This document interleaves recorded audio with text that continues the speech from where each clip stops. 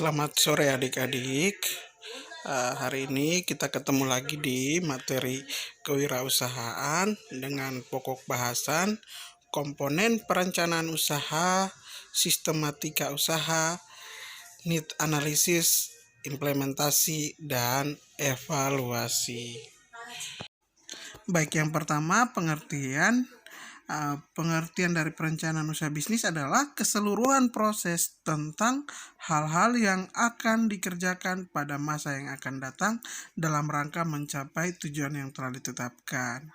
Nah, pengertian di sini dimaksudkan adalah sebelum kita menentukan perencanaan usaha, itu ada baiknya kita tentukan dulu tujuan dari usaha atau bisnis yang akan kita geluti nanti, itu ya.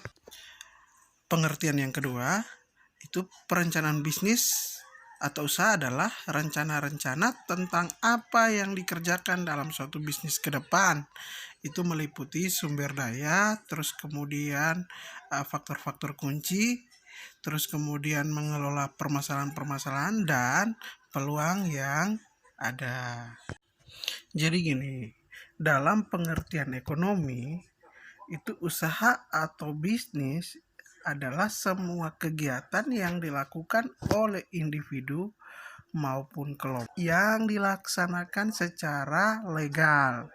Itu dengan menggunakan dan mengkombinasikan sumber daya atau faktor-faktor produksi untuk menyediakan barang atau jasa bagi masyarakat dengan tujuan untuk memperoleh manfaat secara finansial.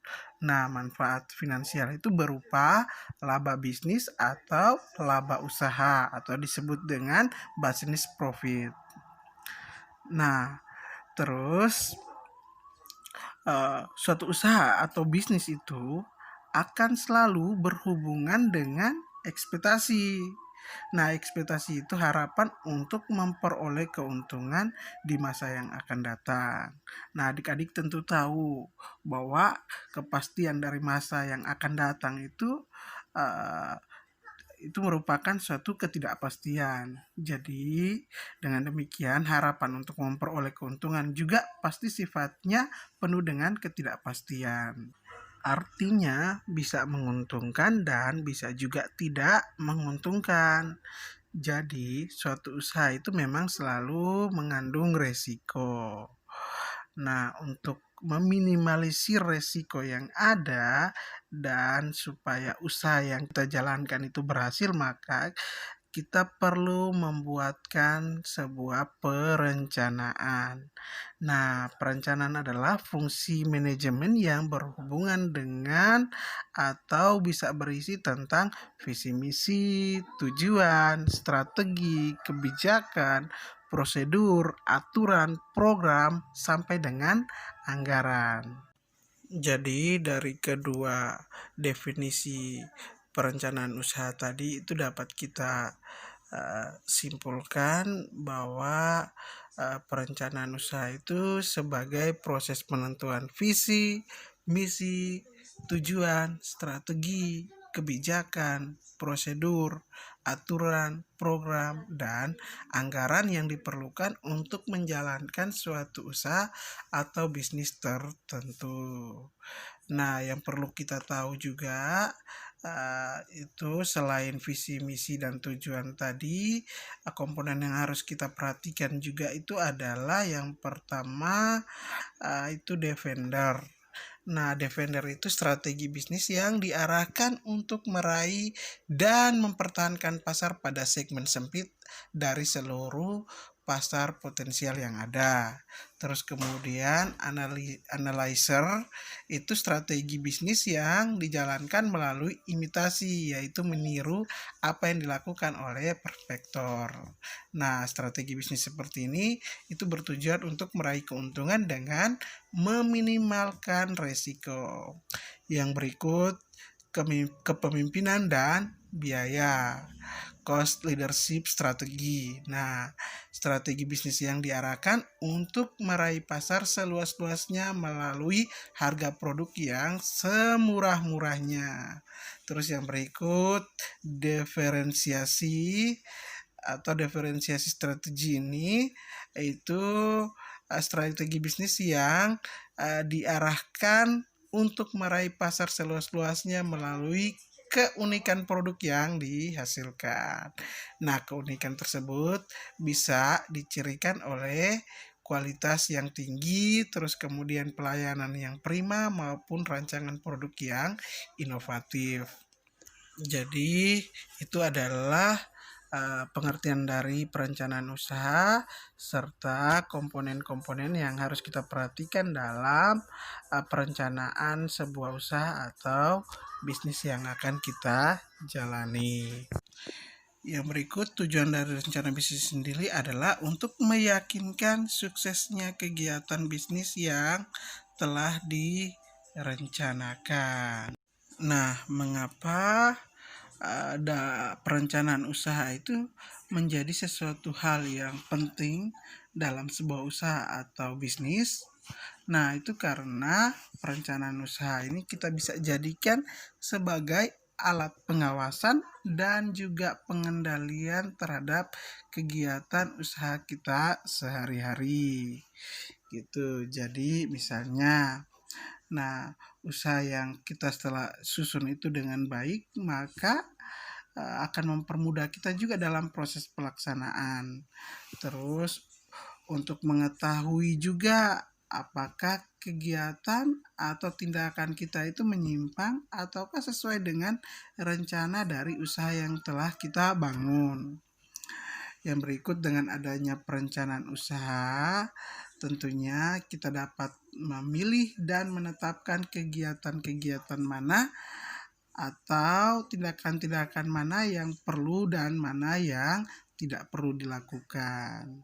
Yang berikut, dengan adanya perencanaan usaha ini juga, maka segala kegiatan itu dapat dilakukan secara tertib dan teratur sesuai dengan tahap-tahap yang semestinya atau yang sudah kita tetapkan.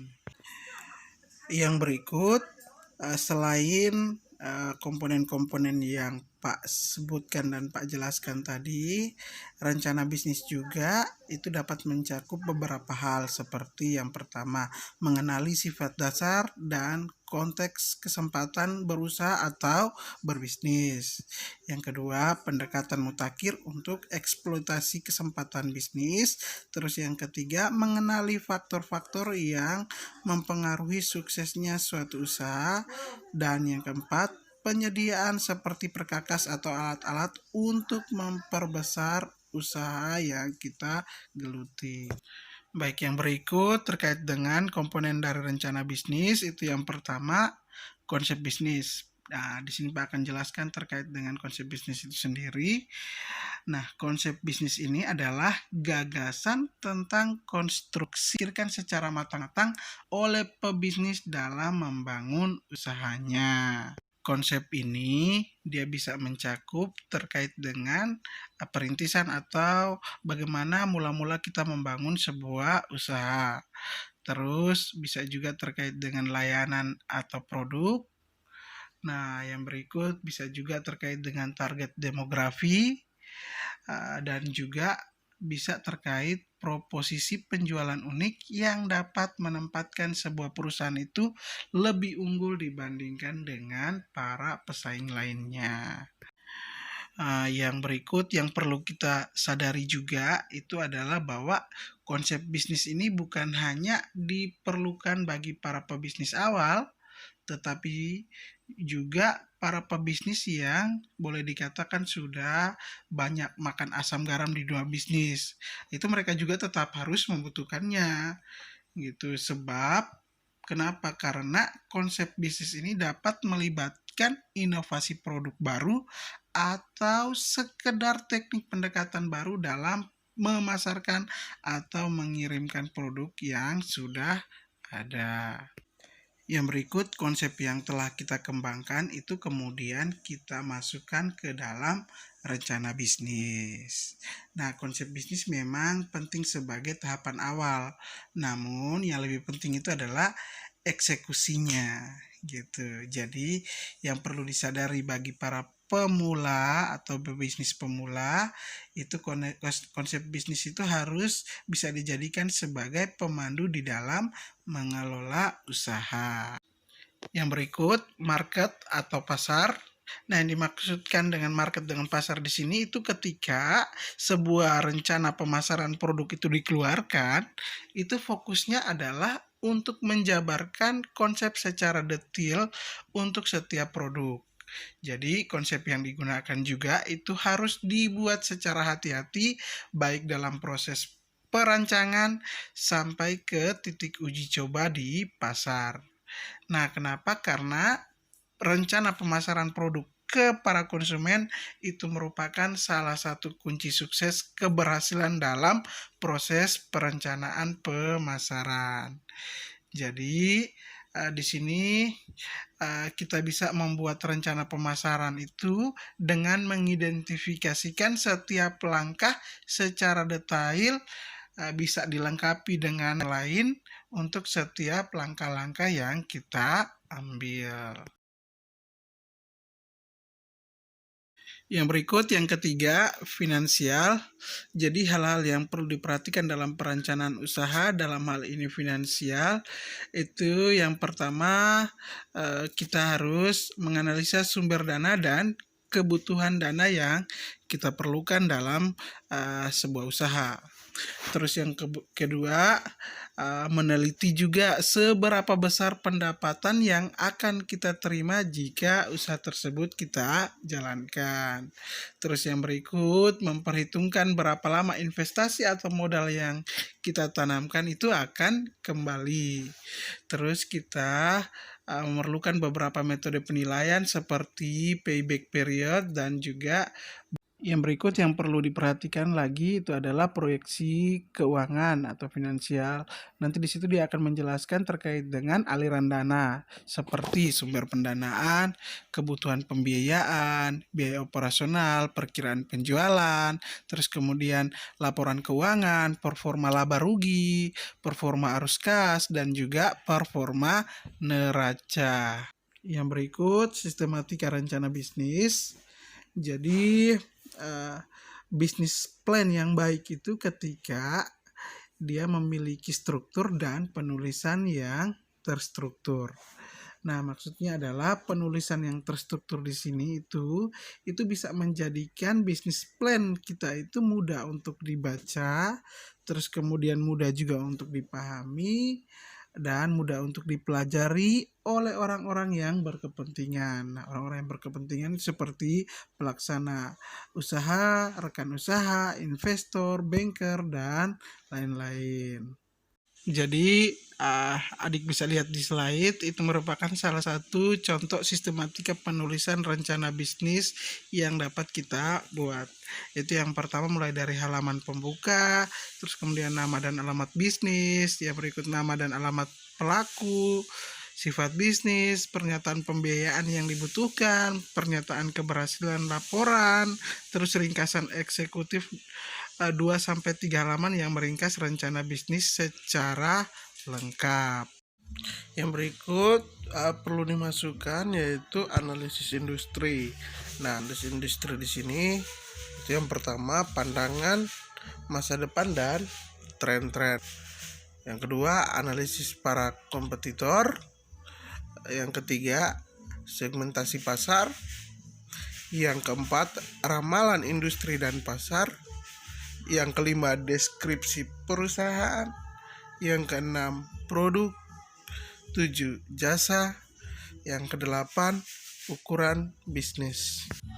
Yang berikut yang ke-9, perlengkapan dan personil kantor. Yang ke-10, latar belakang pengusaha. Rencana produksi. Yang berikut proses manufaktur. Terus yang berikut pabrik fisik.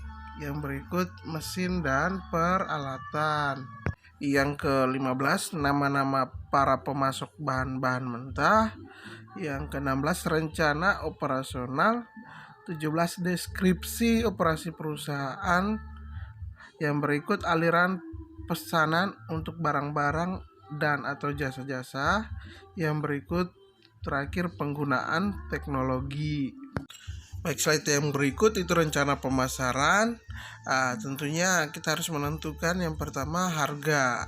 Nah, harga yang kita tentukan harusnya mencakup daya beli dari pasar. Jadi perlu juga analisis pasar untuk mengetahui daya beli di pasar atau daya beli konsumen. Yang berikut itu pendistribusian. Jadi distribusi barang itu adalah bagian dari kegiatan usaha yang mana pada tahap ini merupakan kesempatan bagi para perusahaan untuk menjual produknya secara maksimal. Nah, strategi ini sendiri merupakan bagian dari strategi pemasaran yang dimiliki perusahaan dalam memasarkan produknya. Ini menjadi penting karena tanpa penjualan yang bagus, maka suatu perusahaan akan susah untuk mendapatkan konsumen atau susah untuk bertahan.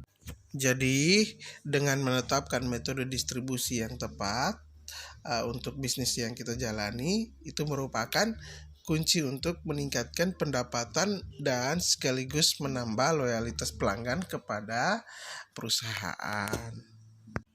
Yang berikut yang perlu diketahui juga bahwa setiap brand atau perusahaan itu menetapkan metode distribusi untuk segmen konsumen itu berbeda-beda. Jadi misalnya pada brand yang menjual barang untuk kategori orang yang berusia lanjut, itu mereka akan memilih misalnya menggunakan katalog saat memasarkan produk. Sedangkan untuk kalangan muda itu lebih banyak melakukan penjualan tidak langsung dan bekerja sama dengan pihak lain dalam memasarkan produknya, misalnya seperti toko kelontong, minimarket, supermarket, dan lain sebagainya. Pada intinya, itu ada beberapa hal yang harus dipertimbangkan berdasarkan beberapa hal. Itu antara lain bagaimana klien membeli produk, terus seperti apa cara paling mudah untuk proses pembelian, terus yang berikut apa barang yang paling disukai konsumen, dan juga cara apa yang paling efisien dalam mendistribusikan produk ke lapangan. Jadi keputusan dalam pembelian produk oleh klien itu juga termasuk kunci dari bahan pertimbangan strategi bisnis yang akan kita gunakan. Yang berikut, yang ketiga itu adalah promosi. Nah, promosi di sini adalah usaha untuk memberitahukan, menginformasikan, menawarkan, membujuk atau menyebarluaskan suatu produk atau jasa kepada calon konsumen dengan tujuan agar calon konsumen tersebut pada akhirnya dapat melakukan pembelian. Yang berikut itu ada beberapa jenis promosi yang bisa kita pakai. Itu misalnya yang pertama jenis promosi secara fisik. Nah, jenis promosi secara fisik ini misalnya kita lakukan di tempat-tempat seperti ada pameran, pasar, festival, konser, atau lain-lain sebagainya dengan membuka stand atau booth. Nah, kelebihan dari promosi ini kita dapat atau bisa langsung bertemu dengan para calon konsumen. Terus yang berikut promosi melalui media tradisional, ini seperti media cetak, koran, majalah, tabloid, atau radio. Nah, jadi kelebihan dari promosi ini adalah dapat menjangkau lebih banyak calon konsumen daripada dengan promosi secara fisik. Yang berikut promosi melalui media digital, itu seperti internet, media sosial, atau jejaringan sosial. Jadi ini adalah cara yang modern untuk berpromosi karena memungkinkan orang melihat produk atau jasa yang dipromosikan melalui teknologi terkini seperti ponsel atau laptop. Ya, jadi sekarang itu banyak para pengusaha itu sudah beralih menggunakan media digital sebagai strategi promosi karena memang media digital saat ini merupakan cara paling efektif untuk menjangkau konsumen gitu ya. Jadi lebih dari 2,7 miliar orang itu menggunakan internet di seluruh dunia, yaitu sekitar 40% dari populasi dunia. Baik, berikut Pak akan berikan beberapa contoh promosi yang kita sering temukan, misalnya promosi di sebuah toko, misalnya ditempel beli 2 pasang sepatu, itu dapat gratis 1 pasang sepatu tambahan misalnya. Terus yang berikut promosi misalnya dari provider telekomunikasi, misalnya nelpon 5 menit, dapat gratis nelpon selama 30 menit. Atau misalnya di sebuah department store, itu misalnya dapat potongan harga 30% untuk suatu produk tertentu. Nah, yang berikut misalnya promosi di sebuah restoran, beli makanan dapat gratis minuman. Nah, gitu. Jadi ada banyak misalnya contoh-contoh yang kita bisa temukan yang merupakan bagian dari usaha promosi barang atau jasa.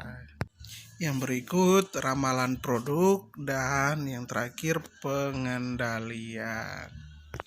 Baik, slide yang berikut itu kita pelajari tentang need analysis atau analisis kebutuhan. Nah, di sini analisis kebutuhan menurut Daryanto dan Bintoro itu adalah kegiatan memilah-milah semua kesenjangan dan ketidaksesuaian antara yang dibutuhkan dengan apa yang sudah ada atau yang sudah dimiliki. Yang berikut sedangkan analisis kebutuhan menurut Drummond itu adalah mengulas secara dalam tentang apa yang sesuai untuk mengubah atau meningkatkan pengetahuan, keterampilan, sikap dari perorangan atau kelompok pada posisi kerja. Yang berikut tujuan dari analisis kebutuhan itu yang pertama, mengidentifikasi data dan proses apa yang dibutuhkan dalam sistem baru. Terus yang kedua, menentukan kebutuhan fungsional dan kebutuhan non-fungsional. Terus yang berikut, membuat rencana bisnis sistem dalam bahasa yang mudah dipahami. Terus yang keempat, menspesifikasikan kebutuhan kecuali alternatif spesifikasi komputer dan detail teknologi. Baik, slide yang berikut, fungsi analisis kebutuhan itu yang pertama, mengumpulkan informasi tentang skill, knowledge, dan feeling pekerja. Terus yang berikut, mengumpulkan informasi tentang job content dan job context. Berikut, mengidentifikasi kinerja standar dan kinerja aktual dalam rincian yang operasional.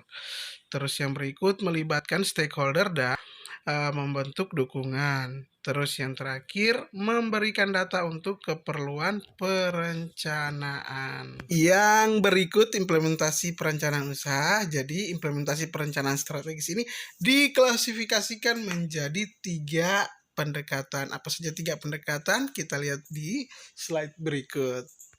Pendekatan yang pertama itu pendekatan manajemen kesempatan. Jadi pendekatan manajemen kesempatan didasarkan pada analisis lingkungan dengan mempertimbangkan yang pertama, evaluasi sumber daya internal, terus ramalan kondisi pasar eksternal, terus kemudian evaluasi kekuatan dan kelemahan dari perusahaan, dan formulasi tujuan perusahaan.